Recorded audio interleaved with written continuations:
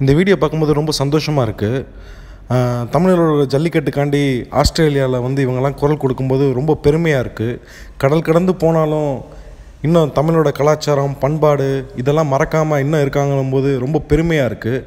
ஆனால் அதே நேரத்தில் எங்களுக்கு ஒரு சின்ன வருத்தம் இருக்குது. நாங்கள் உருவாக்கி விட்ட நடிகர்லாம் எங்களையே பார்த்து கேள்வி கேட்குறாங்க. வாட் இஸ் ஜல்லிக்கட்டுன்னு கேட்குறானுங்க. இந்தமாரி நீங்கள் போராட்டம் நடக்கிறதெல்லாம் பார்த்தா கொஞ்சம் அவங்க திருந்துவாங்கன்னு நினைக்கிறேன். வந்தாரே வாழ வைக்கும் தமிழ்நாடுன்னு சொல்லி வர்றவனை ஃபுல்லாக வாழ வச்சுக்கிட்டு இருந்தோம். வர்றவன் ஃபுல்லாக இன்றைக்கி தமிழர்கள் அதை எதிர்த்து தான் நிற்கிறானுங்க. ஒளி வந்து எவனுமே தமிழர்களோட கலாச்சாரம் பண்பாடு நாகரிகம் எவனுமே புரிஞ்சுக்கிற மாட்டேன்றானுங்க. கோடி கோடியாக சம்பாதிக்கிறானுங்க தமிழ் ரசிகர்களை வச்சு. அதெல்லாம் நாங்கள் ஏன்னு ஒரு நாளோட கேட்டது கிடையாது.